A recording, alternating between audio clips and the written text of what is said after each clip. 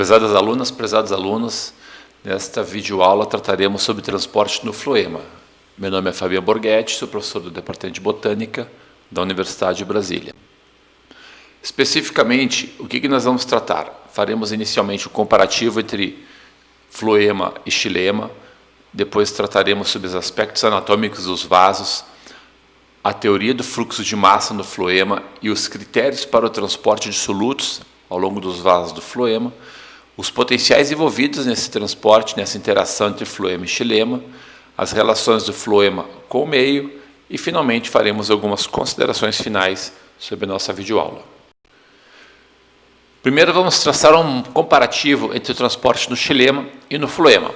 O floema, por definição, ele transporta solutos inorgânicos e água que são absorvidos do solo pelo sistema radicular, constituindo então a seiva do xilema, que vai ser transportada pelos seus vasos, pelo caule, pelos ramos, atingindo as folhas, as partes aéreas da planta. E aí a água então ela sai, ela é evaporada através então do processo de transpiração vegetal.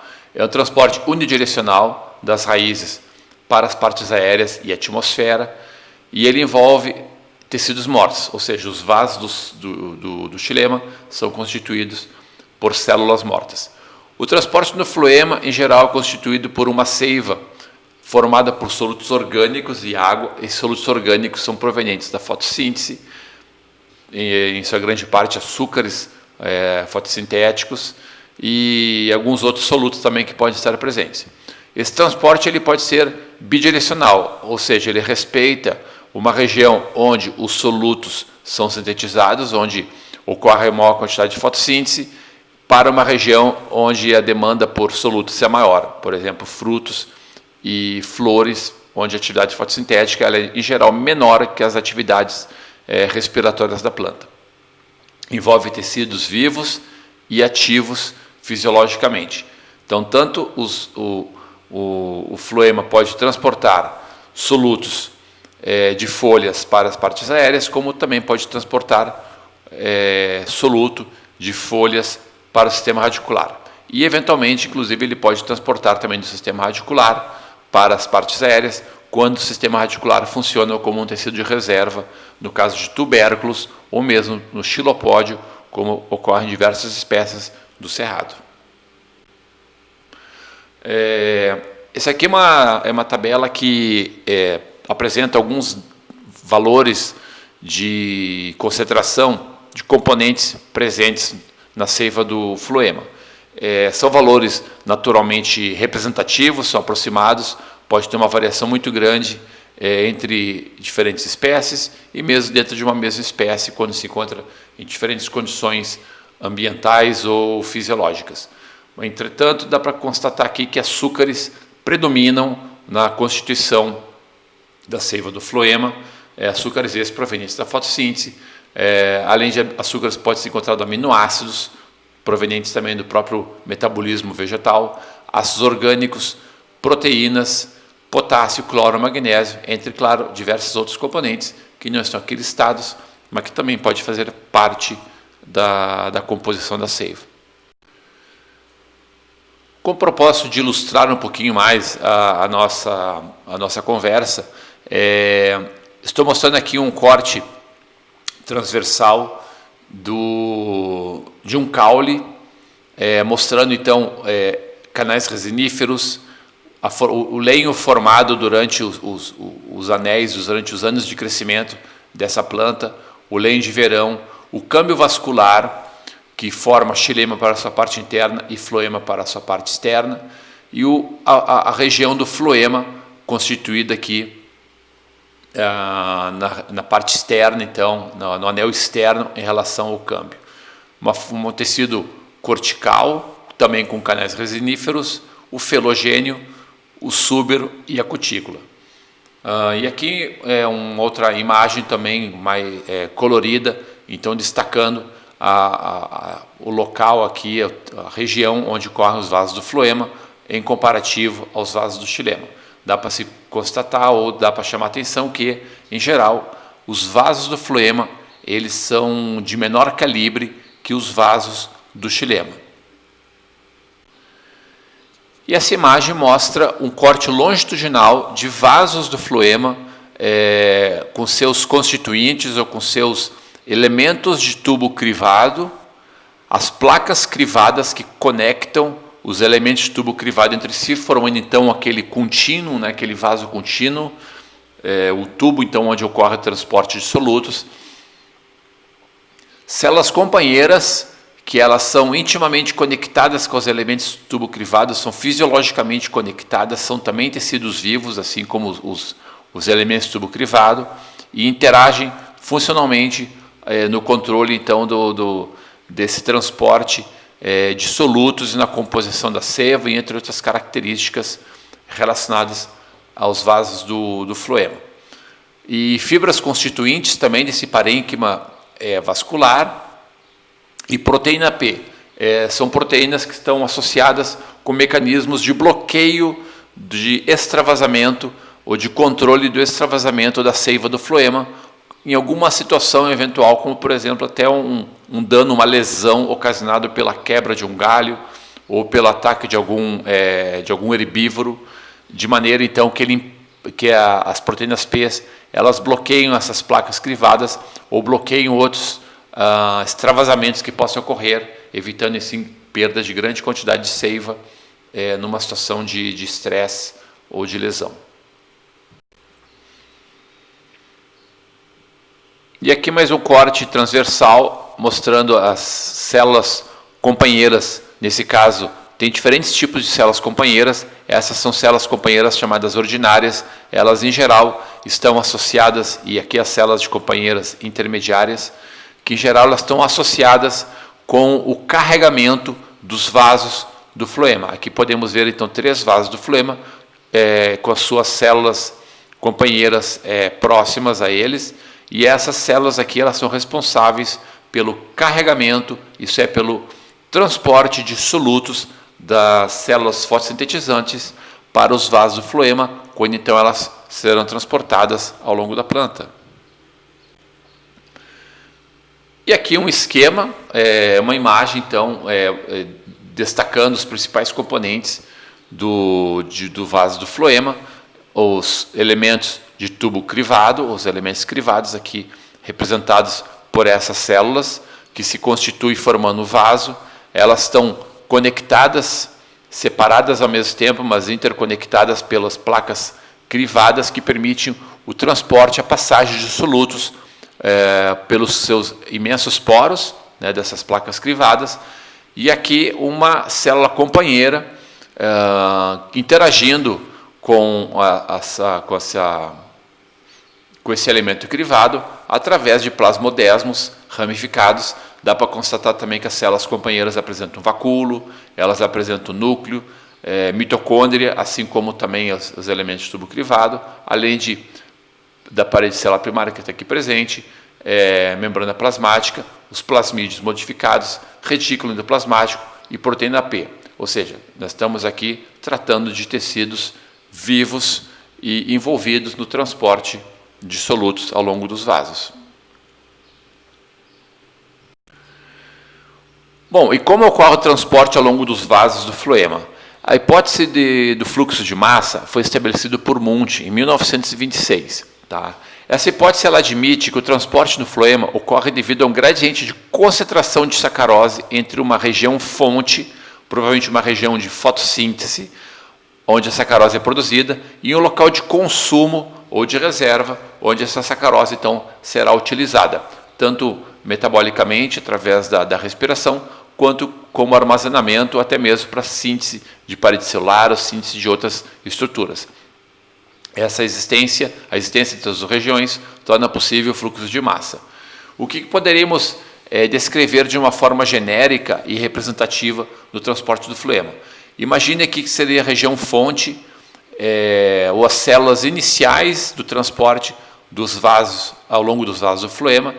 Essas células inicialmente elas estariam sendo carregadas ou estariam sendo concentradas com solutos provenientes da fotossíntese. Seria um transporte ativo que faria então com que essas células apresentassem uma alta concentração de solutos. Naturalmente que o potencial osmótico dessas células ficaria bastante negativo e elas puxariam água das regiões próximas, cujo potencial osmótico seria menos negativo. Então, haveria uma tendência da água entrar nessas células ricas em solutos. Claro que, uma vez a água tenta entrar aqui, o potencial de pressão ou o potencial hidrostático dessas células ou desse tecido vai aumentar consideravelmente. Essa região vai ficar túrgida e isso vai pressionar o transporte ou deslocamento de uma solução aquosa, contendo, então, solutos, tá, ao longo de vasos, até uma região onde a concentração desses solutos fosse menor, que seria, digamos, as células dreno ou os tecidos dreno, onde eles são os solutos transportados e que chegariam aqui, seriam continuamente removidos dessas células por transporte ativo. Naturalmente que, com a remoção desses solutos e seu uso pelos tecidos próximos, a quantidade de solutos aqui baixaria, o seu potencial osmótico ficaria menos negativo, de maneira que o seu potencial de pressão também, a sua pressão hidrostática, em outras palavras, também reduziria. E com isso, manteria o fluxo, esse fluxo, por quê? Porque a maior pressão de turgor aqui nessas células empurraria essa solução aquosa rica em solutos para uma região onde a pressão hidrostática é menor. Seria então um tipo de transporte mediado por uma diferença de pressão hidrostática. E esse vaso, esse recipiente conectado com uma passagenzinha lateral, representaria o xilema, onde ele estaria fornecendo água para que ocorresse então a formação dessa pressão hidrostática nas células fonte do floema, e aqui ele estaria removendo o excesso de água que sobraria então nos tecidos drenos devido ao esvaziamento dos vasos do floema. Então observem que o transporte de solutos pelos vasos do floema é interconectado e dependente do transporte de água ao longo dos vasos do xilema. Bom, e como comentado anteriormente, então o transporte de solutos pelo floema envolve a participação, ou envolve a diferenciação entre tecidos fonte e tecidos dreno. Em geral, os tecidos fonte são folhas maduras, são regiões de alta atividade fotossintética que ficarão então sintetizando açúcares em maior quantidade do que consomem em termos de açúcares.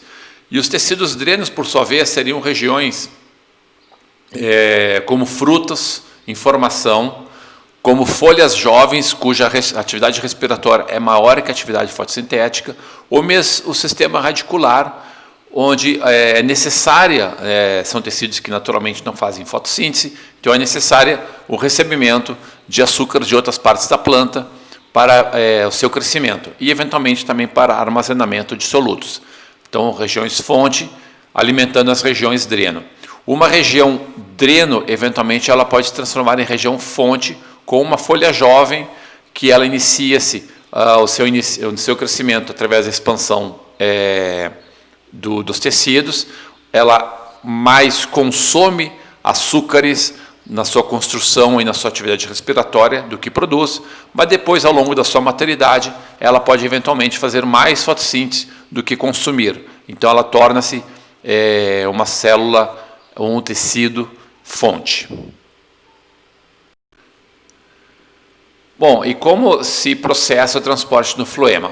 Inicialmente, é necessário que ocorra transporte de açúcares provenientes da fotossíntese, principalmente a sacarose, das células fotossintetizantes, dos tecidos fotossintetizantes, através de plasmodesmos, até os vasos do floema, passando pelas células companheiras, que participam também ativamente nesse processo. Esse transporte ele é ativo e pode ser via simplasto, como via apoplasto. E os solutos são então carregados, são transportados para os vasos do floema, onde se inicia a concentração desses dentro dos vasos. Esse aqui seria representativo, então, de uma região fonte, e esse processo se chamaria, então, o carregamento dos vasos do floema.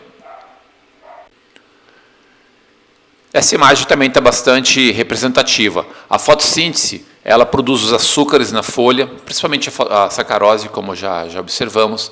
Os açúcares são transportados para os vasos do floema por transporte ativo, e o aumento da concentração de açúcares no floema, então, causa a entrada de água vinda do xilema. Tá? Por quê? Porque o potencial osmótico dos vasos do xilema nos tecidos fonte caem bastante, tornam-se bastante negativos, com isso, então, atraindo água, aqui nesse caso, os vasos do xilema.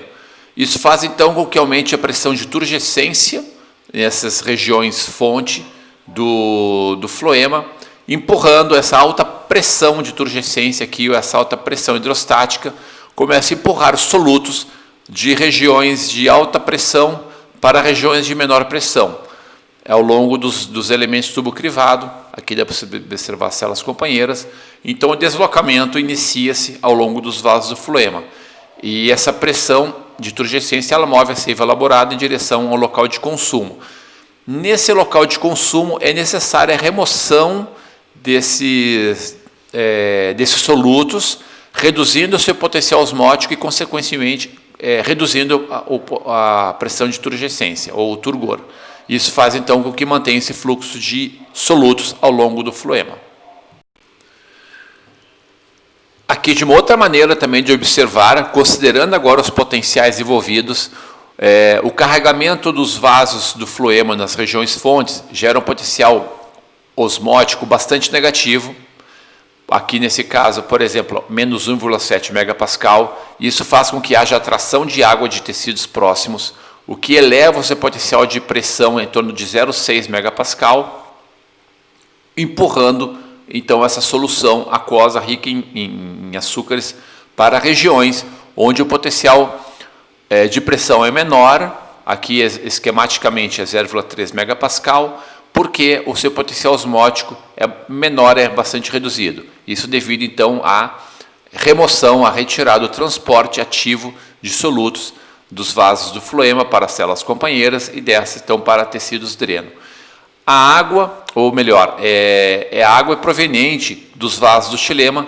Aqui a água ela passa dos vasos do xilema para os vasos do floema, porque o potencial hídrico dos vasos do floema é mais negativo que o do xilema, e aqui a água retorna aos vasos do xilema, porque o potencial hídrico dos vasos do xilema, aqui nesse caso, é mais negativo que o potencial hídrico dos vasos do floema. Então, a pressão positiva gerada nas células-fonte força o fluxo de água dos vasos até as regiões de dreno, e o xilema participa fornecendo água e removendo água, conforme então as suas relações em termos de potencial hídrico com as células do floema. E aqui fica apenas para ilustrar de uma outra maneira também, que a continuidade do processo de transporte ao longo dos vasos do floema depende do descarregamento do floema nos tecidos dreno, a remoção do excesso de água, o acréscimo de água nas regiões fonte e o carregamento de açúcares nas regiões fonte dos vasos do floema. Então, esse fluxo ele pode ser contínuo, a depender então das condições fisiológicas da planta e, naturalmente, das interações entre os vasos do xilema e os vasos do floema. Então, funcionalmente, eles estão muito próximos. Os tecidos vasculares são então formados por vasos do xilema e do floema, que se deslocam de uma maneira muito íntima ao longo de toda a planta, paralelos e carregando solutos de regiões dreno para regiões fonte e, eventualmente, invertendo essa polaridade, essa direção, conforme os padrões de crescimento da planta e seu estágio fisiológico. E aqui nessa imagem, ilustramos o que acontece no caso de afídeos e outros insetos que se alimentam do suco, digamos a seiva do floema, que quando eles inserem o seu estilete, o probóscide, dentro do vaso do floema, eles passam a absorver essa seiva e a pressão positiva, o turgor existente nos vasos do floema, acaba eventualmente até empurrando esse excesso de seiva para fora do inseto, como a gente pode ver aqui. E aqui, esquematicamente, o que seria então o estilete se aproximando ou penetrando dentro do floema, e a pressão positiva aqui dentro forçaria a saída da seiva do floema para fora então desse organismo. Bom, se existem afídeos, se existem pulgões se alimentando da seiva do floema e os excessos, eventualmente, que extravasam desses organismos ou que ficam sobre a superfície, a epiderme da planta, pode também ser consumida, ser utilizada por outros organismos, por exemplo, aqui as formigas, que estão se aproveitando dos excessos desses afídeos, que é rico em solutos orgânicos, é rico em açúcares. E aqui uma curiosidade, os famosos, o chamado anel de Malpighi, foi um experimento concebido em 1675 pelo biólogo, por Marcello Malpighi, que constituía retirar um anel da casca do tronco. Tá? A remoção desse anel retirou também a periderme, o parênquima e o floema dessa árvore, tá? E foi descolado da região do câmbio, que se descolou da região do câmbio vascular, e então removeu esse anel. Com a remoção desse anel, houve rompimento do fluxo ao longo dos vasos do floema, consequentemente, naturalmente, que a planta acabou morrendo, porque as raízes pararam de receber açúcares fundamentais para o seu metabolismo, seu funcionamento, e a seiva que estava sendo ainda transportada ou que estava acumulada nos vasos do floema acabou se concentrando, se acumulando nessa região aqui onde o transporte foi impedido devido à remoção da casca. Bom, partindo para nossas considerações finais, o que vimos é que os vasos do floema, eles são constituídos por tecidos vivos. Tá? O carregamento desses vasos é feito por transporte ativo, envolvendo as células companheiras também. O potencial osmótico bastante negativo gerado pelo acúmulo de solutos nos vasos do floema gera o forte turgor, gera o potencial hidrostático, tá? Que vai forçar, então, o transporte de solutos ao longo dos vasos do floema.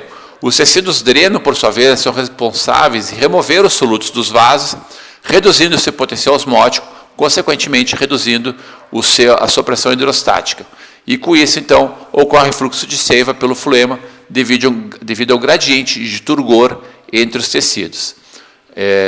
Era isso que eu tinha para falar. Eu agradeço a atenção. Um bom dia.